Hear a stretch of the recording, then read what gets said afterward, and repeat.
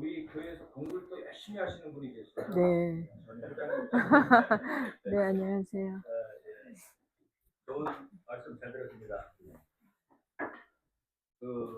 진짜니까 우리 유학 네. 전공 그 유교 기독교 대화. 대화. 네, 맨 처음에 기독교 신학을 할 때 이제 유교하고 이렇게 연결하는 작업을 해서 제가 나중에 한국에 다시 돌아와서 유학 끝나고 그래서 이제 그 다시 유교 유학 공부를 했습니다. 조선 유학. 근데 이제 그 영성에 대해서 유학은 윤리적인 걸 많이 우리들은 별로 알고 있고 그 영성 부분은 좀 우리가 유학에서 별로 없는 것 같다는 생각이 제 개인적으로 들거든요. 네. 그래서 유학에도 어떤 그런 영성적인 부분 어떤 부분이 있겠는가. 네.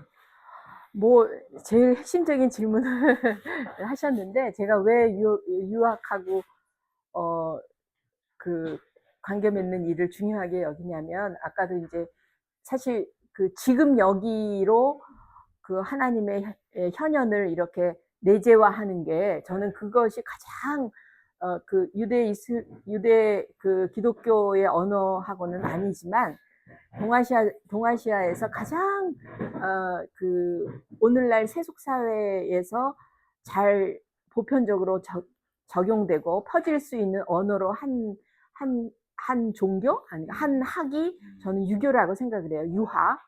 그래서 뭐 다 아시다시피 유학의 그 공부라고 하는 것은 위기지학이다. 아니면 성인지도. 다시 말하면 바로 지금 여기에서 참된 사람이 되려고 노력하는 거기 때문에 일종의 기독교나 이제 불교는 어떤 의미에서 보면은 또 한 번 이 일상과 세속에서 이렇게 떨어져서 그래서 따로 이제 성직자 그룹도 두고 따로 교회라는 것도 따로 만들고 또 그 이렇게 따로 이제 그 사원도 만들고 그렇지만 유교는 바로 이 자기 자신, 가족, 정치, 교육 바로 지금 여기에서 최고의 예를 들면 유교적인 언어로 얘기하면 뭐 리 아니면 중용이라고 하는 역이라고 하는 그 최고의 가치와 덕을 여기 이곳에서 실현하자라는 거기 때문에 굉장한 긴장성이 있고 그래서 이제 자칫하면 그것이 이제 종교로 여태까지 여겨지지 않고 지금 말씀하신 대로 그냥 하나의 도덕관이고 하나의 윤리관인데 그런 유교를 재해석할 수 있는 그런 여지가 텍스트를 읽으면 정말 많아요. 그리고 요즘에는 그런 것들이 또 많이 이렇게 유학자들에 의해서 시도가 되기도 있기도 하고 또 저같이 이런 어떤 그 초월을 완전히 외제한 그런 종교를 공부한 사람이 보면은 너무나 잘 보이는 거죠. 그래서 저는 이제 지금까지 불교하고 기독교의 대화는 또 많이 있었어요. 그런데 이 유교하고의 대화는 그렇게 이제 본격화되지는 않았지만 그래도 뭐 많이 적이 됐지만 저는 앞으로 미래의 종교가 훨씬 더 그 퍼질 그 언어는 유교의 언어라고 생각하고 그게 이제 특히 우리나라 같은 경우에는 신유교라고 하면은 조선시대 유교가 신유교인데 거기에는 이제 불교적인 요소, 그러니까 샤머니즘적인 요소, 불교, 도교 이런 게 다 되어 있는 그런 언어로 이렇게 그 하나의 그 그룹의 사람들이 몇백 년 동안이나 어떻게 하면 그것을 실현할 수 있을까라고 하는 그런 고민의 그 열매들이기 때문에 물론 이제 거기에서 아까 이제 제가 지금 여기에만 이렇게 한정하는 것에 사각지대에서 얘기했잖아요. 지금 정병기 목사님이 아주 잘 그 얘기해 주셨는데 그런 사각지대가 이제 유교에 있지만 그런 사각지대를 이렇게 잘 우리가 이제 오늘의 시각에서 털어내고 또 그런 위험성에 빠지지 않도록 노력을 하면 저는 굉장한 가능성이 있다고 이제 생각을 합니다. 그래서 제가 이제 여성임에도 불구하고 유교가 가지고 있는 그 많은 여성 비하적인 억압적인 요소를 일종의 사각지대로 보면서 그것을 이제는 우리가 그대로 받아들일 필요가 없게 된 세상이 된 상황에서는 유교의 언어를 어떻게 하면 더 멀리 퍼뜨릴까 하는 게 저희 한국 기독교의 큰 사명이라고 저는 생각합니다. 그러면 이제 논어나 어떤 그런 데서도 충분히 그런 네네네. 모습을 찾을 수 있다 그 말이네요. 그렇죠. 네네. 현실에서. 네네. 제가 오늘 저희 목사님 드린 책, 저희가 그동안 지은 책 중에서 제가 이제 사유하는 집사람의 논어 읽기라고 하는 그런 책이 있는데, 그게 이제 그런 생각 가지고 이 공자의 그 이야기, 뭐 맹자의 이야기, 그다음에 이제 우리가 이제 알고 있는 뭐 그런 그 유학자들, 그다음에 이제 특히 여성들에게 중요한 거는 우리나라에서도 18세기 말이 되면은 여성 유학자가 나와요. 그러니까 뭐 단순히 이제 봉제사 접빙계 가는 그런 안방의 그 주인으로서뿐만 아니라 여성의 성도 남성의 성과 다르지 않다. 그 유학에서의 성이라고 하는 거는 이제 하늘의 리가 인간에게 내재되어 있는 거를 특별히 성이라고 하는데, 그때 이제 굉장한 자각을 가지고 여성도 남성과 똑같이 우리가 다 같이 보편적으로 그 성을 우리가 가지고 태어났다. 그러면서 이제 여성 유학자의 길을 본격적으로 걷는 그 임윤지당과 강정일당 대표적으로 이제 이런 사람들이라든가 뭐 여러분들도 또 많이 들으셨을 텐데, 그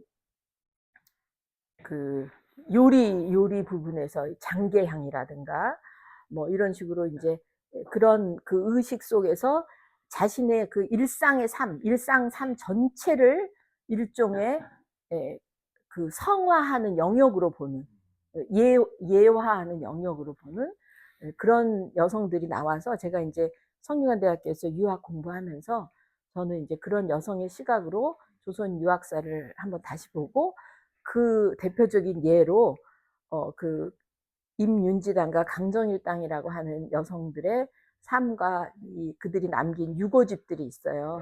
그래서 그거를 이제 이렇게 해석하는 그거가 제가 나중에 유교 공부한 그 분야예요. 그래서 이제 요즘에는 그리고 이제 그 유학을 공부한 여성 학자들도 많이 나오고 그래서 앞으로는 굉장히 많은 좋은 열매들이 나올 거라고 생각을 해요.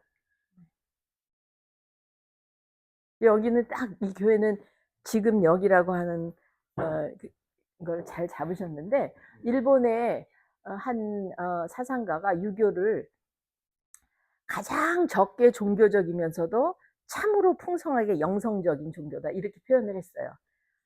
유교를 가장 작게 종교적, 그러니까 어떤 의미에서 보면 불교에 비해서도 종교적이지 않고 기독교에 비해서도 종교적이지 않지만 정말 풍성하게 그 안에 영성이, 그러니까 그 일상의 삶 속에서 하늘의 도를 실현하려고 하는, 오늘 21세기 인류에게 있어서 기독교도 지금 갈 길을 잃고 불교도 그렇고 이런 상황에서 이제 그런 것들을 찾는 좋은 그 또 하나의 통로라고 보는데, 저는 이제 한국 사상사에서 보면 특히 이제 동학 같은 경우가 그것을 또 한 번 이제 잘 표현했다라고 그렇게 생각을 합니다. 그래서 요즘에 동학에 대한 연구가 엄청 많잖아요. 예, 그게 다 이제 그런 의미로 저에게 있어서는 동학은 물론 이제 또 하나의 큰 그 개벽의 종교이기지만 그 유학적인 바탕 하에서 이 최재우라는 사람의 그 가게도 그렇고 그 아버지가 그쪽 지역에 이제 퇴계의 그 퇴계학의 하나의 그 저기 뭐야 슐러 그 학생이었다고, 그러니까 제자, 정신적인 제자. 그래서 그런 해석이 이제 가능하다고 봅니다. 그러니까 유학에서도 이제 그런 그다음에는 그 인내천 사람이고 하늘 네네. 충분히 도출될 수 있다 그 말씀. 그럼요.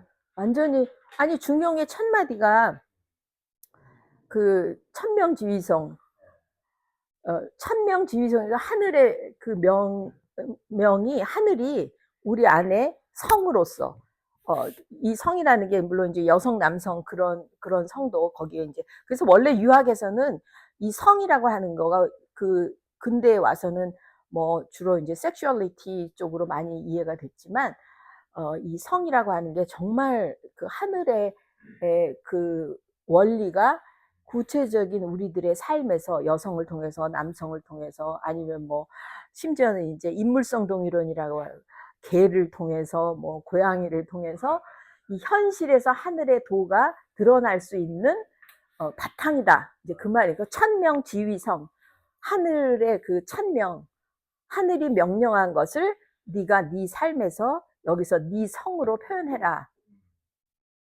그 말이거든요. 그런 의미에서 유학은 정말 굉장히 물론 이제 인내천하면 굉장히 쉽게 이렇게 되었지만 아직 그러니까 유교 동학을 이제 뭐 신약이라고 한다면 뭐 글쎄 유교를 뭐 구약이라고도 얘기할 수 있을까요? 만약에 그렇게 하면 근데 이제 우리가 구약 속에서도 굉장히 많은 지금의 이제 한계도 있지만 신약을 위한 그 메시지를 찾아내듯이 그렇게 저는 그렇게 이제 이해를 하면서 공부를 합니다.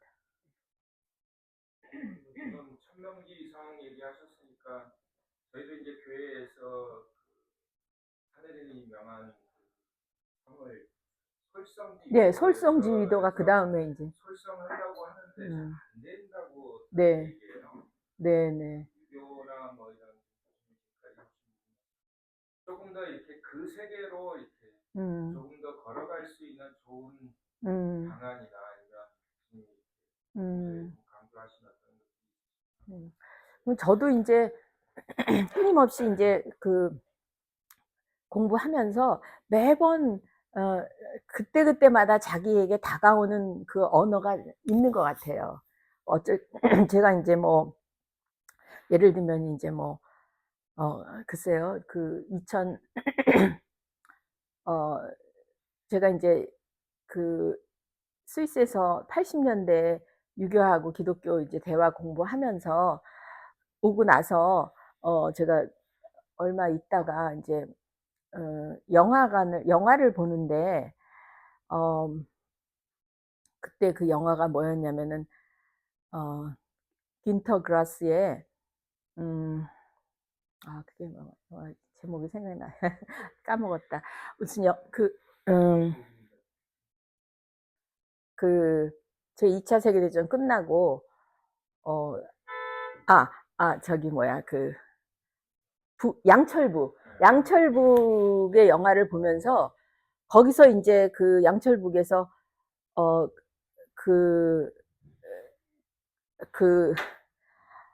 그러니까 2차 세계대전 때 보통 이제 독일 가정에서 굉장히 이제 그 독일군하고 같이 이렇게 긴밀하게 연결되었던 그 부모 세대가 이제 또 이제 그 독일이 망하고 나서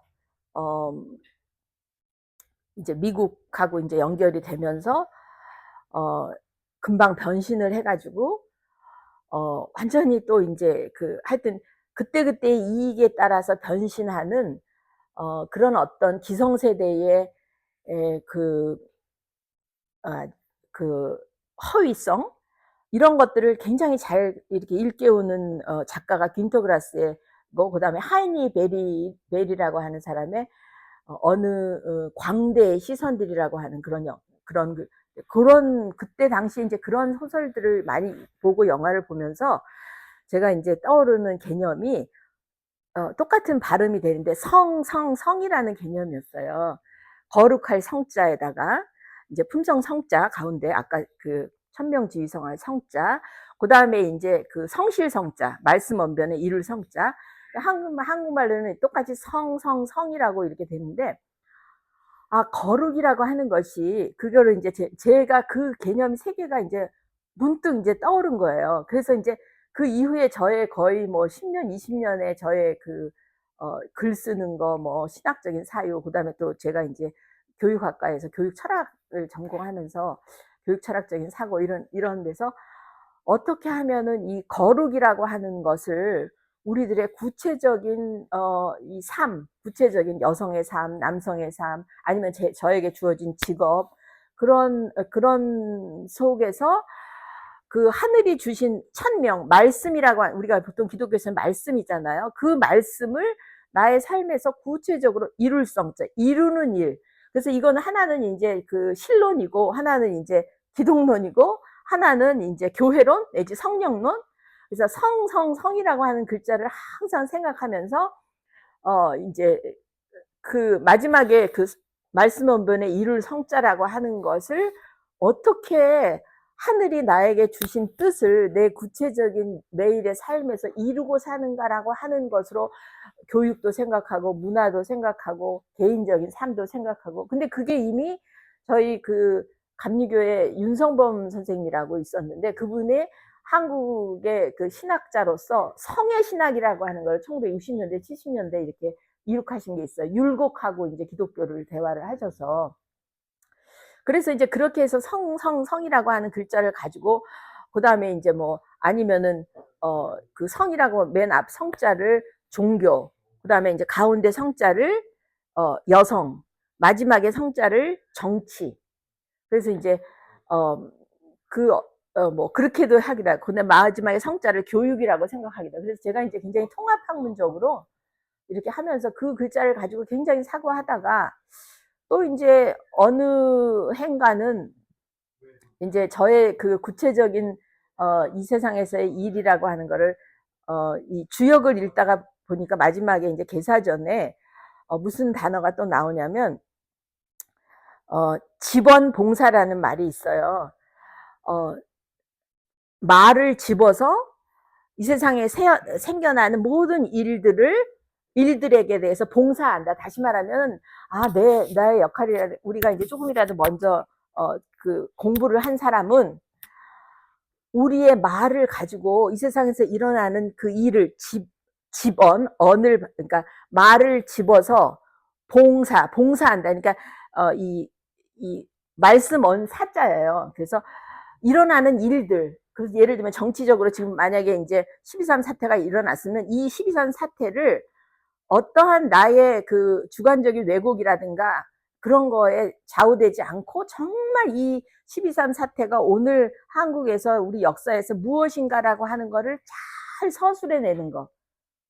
그게 이제 신앙인의 역할이고, 뭐 예를 들면 글 쓰는 사람의 역할이고, 아니면은 내가 다른 사람한테 말을 전할 때도 어떤 사건이 있었으면, 내가 겪었던 오늘 경험이 있었으면 그 경험을 나의 그런 어떤 사적인 사고에 치우치지 말고 사실에도 부합하고, 그리고 나의 의식에서 이것은 정말 나의 고유한 생각이지만 고유한 생각이라고 해서 결코 나쁜 의미의 주관적인 것만이 아닌 그런 걸로, 예를 들면 제가 이제 뭐 글도 쓰고, 아니면 저희 수업 시간에 학생들에게도 그렇게 얘기를 해주고, 아니면 책도 쓰고, 아니면 옆에 친구를 만나서 친구한테도 그 이야기를 전해주고. 그래서 집원봉사라는 말에 제가 또 한동안은 굉장히 꺾여서, 그 말은 결국은 거짓말을 하지 않는 거, 어떤 일에 대해서 과장되게 말하지 않는 거, 그 다음에 이제 어떤 것에 대해서 자기에게 좀 불리하다 그래서 그 진실을 말하지 않고 자기의 이익에 따라서 편을 가르는 그런 것들이 다 하면 안 된다는 게 집원봉사라는 말을 항상 가슴에 이제 새기면서 그렇게 삶을 살게 노력을 하잖아요. 그 다음에 또 한동안은 우리가 보통 유교에서 이제 보통 그 성인 왕이라고 얘기해, 요순우탕 뭐 그렇게 외우잖아요. 요임금이 있고 순임금이 있는데, 순임금이 이제 굉장히 효자였어요. 순임금이 임금이 된 이유는 그때 당시에 이제 그 자기를 계모를 얻어서 자기 아버지하고 계모하고 그 이복 동생이 죽이려고 해도 그 부모를 극진히 섬긴 뭐 이런 스토리가 있는데, 그 순임금이 특히 그 옛날에 이 동이족의 그 한 일파라는 그런 얘기가 있어요. 근데 순임금의 인격을 설명하는 중요한 단어 중에 하나가 뭐냐면 사기종인이라는 게 있어요. 버릴사, 자기를 버리고 종인, 따른다. 그 인이라는 게 이제 어떤 보편성이라고 해도 되고, 예를 들면 가까운 사람인 경우, 저 같은 경우는 같이 이제 항문하면서 뭐 굉장히 갈등이 저희 남편하고도 많이 있고, 뭐 제가 뭐 또 이제 뭐 그러는데, 그런 사기 종인 너를 버리고 타인을 따르는 일을 해라. 그러니까 예를 들면 내가 정말 옆에 있는 사람하고 의견 일치 않더라도, 그래, 순임금이 그런 식으로 끊임없이 자기를 비우는 일을 한 사람으로 이 순임금을 그 서수라는 그 단어가 이제 사기종인 선여인동, 선여인동. 너 혼자서 선을 행하려고 하지 말고 선여인, 다른 사람하고 더불어 선을 행하려고 하는 사람이다. 이게 이제 두 가지가 이제 순임금에 대한 그 이 형용사인데, 그러면 이제 제가 이제 어떤 때 이제 그 말이 너무나 이제 제가 이제 막 주변하고 갈등하고 뭐 형제 사이도 싸우고 남편하고도 갈등하고 아이들하고도 갈등하고 그럴 때 이제 그런 텍스트를 읽고, 그래, 내가 그 생각하는 참 그 뜻을 이루는 길이 사기 종인이라고 했으니까 내가 다시 한번 나를 버리고 내가 저 사람을 따라야지, 남편을 따라야지, 아니면 자식이 저렇게 말하니까 저걸 따라야지, 뭐 이런 식이에요. 근데 요즘에 이제 제가 그런 많은 그거를 거치고, 그다음에 이제 구인성성이라는 말도 제가 굉장히 좋아하는 말인데, 구할 구자예요. 인을 구해서 거룩을 완성한다. 이제 그 말도 이제 특히 우리나라 퇴계 선생님이 굉장히 좋아하는 말인데, 구인성성, 인을 구해서 거룩을 완성한다. 그러니까 결국은 사랑밖에 없구나. 근데 사랑, 우리의 그 거룩함, 참된 자아, 아니면 정말 성인이 되는 길은 인을 구해서 그 인을 내 삶에서 완성하는 길이고 우리 사회에서 완성하는 길이다. 이런 식으로 이렇게 이제 그때그때마다 자기에게 다가오는 언어가 있어요. 근데 그러려면 아침에 이제 저는 성서하고 이제 그 항상 이제 유교 경전을 같이 읽어요. 짧게라도.